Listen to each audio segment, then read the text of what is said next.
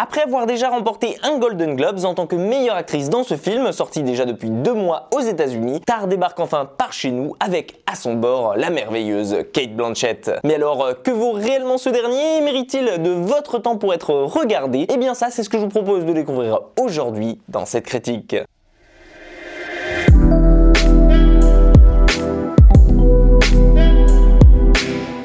Tar, c'est donc le tout dernier film de Todd Field, un réalisateur que l'on n'avait plus vu au cinéma depuis déjà 2006 maintenant. Réalisé sous la forme de faux biopic, on y suivra ici la vie de Lydia Tar, une célèbre chef d'orchestre allemande, connue comme étant la première femme à avoir acquis le privilège de diriger un orchestre philharmonique. Et comme vous pouvez l'imaginer, beaucoup de pression pèse sur ses épaules avec ce genre de poste à haute responsabilité. On la suivra donc à diriger l'orchestre philharmonique de Berlin, ainsi qu'à travers son quotidien, autant professionnel que privé, alors qu'elle est à quelques jours d'enregistrer la symphonie dont elle a toujours rêvé, à savoir la 5e de Gustav Mahler. Sauf qu'en réalité, pour notre prodige à qui tout semble réussir, eh bien on va rapidement se rendre compte que tout ne va pas réellement dans son sens et qu'en fait elle traîne pas mal de casseroles à son cul. Et là où le film est extrêmement intelligent ici, c'est qu'il en profite pour se présenter sous la forme d'un faux documentaire afin de vous donner l'impression de suivre ici une réelle personnalité qui n'existe en fait pas du tout dans la vraie vie. Car en effet, pour ceux qui ne le savaient pas, Tar n'existe pas, mais l'entièreté du film pourrait nous en faire douter. À commencer par son titre qui fait référence ici à la chef d'orchestre que l'on suit, un peu comme si on la connaissait réellement de la même manière que le ferait un biopic. Et cette idée va être accentuée tout au long du film en nous faisant suivre son quotidien, en nous dépeignant ses galères avec l'orchestre, mais aussi sa vie sentimentale et les difficultés qu'il lui a fallu surmonter pour arriver au sommet, ainsi que celles auxquelles elle est toujours confrontée en tant que chef d'orchestre de renommée internationale. Et il faut bien admettre que cette illusion marche du tonnerre et que ça permet facilement de nous transporter à ses côtés et d'imaginer ce personnage prendre vie. Un personnage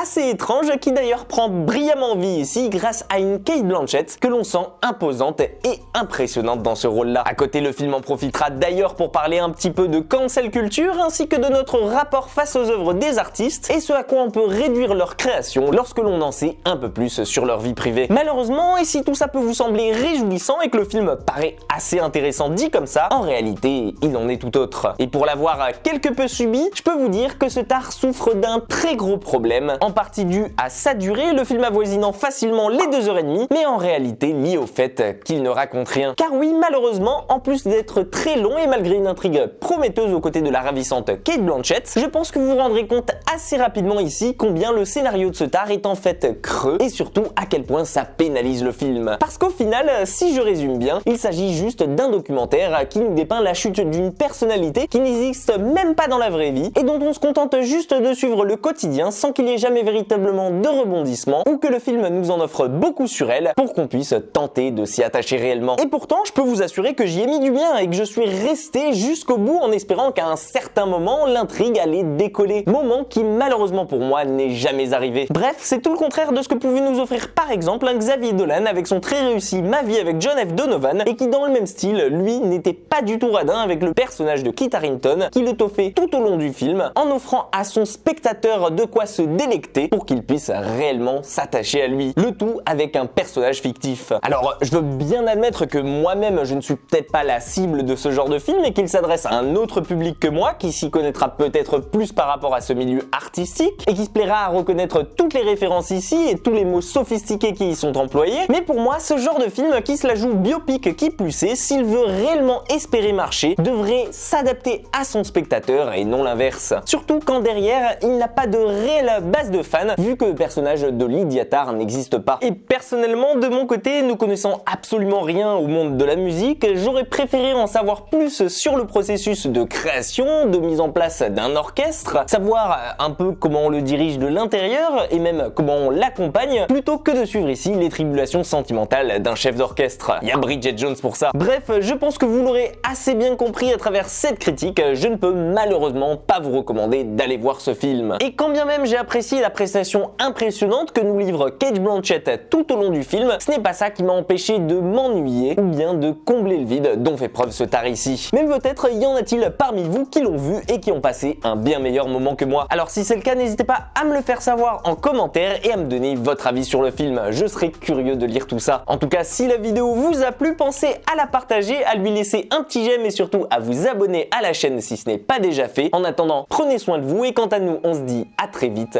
pour une toute nouvelle critique.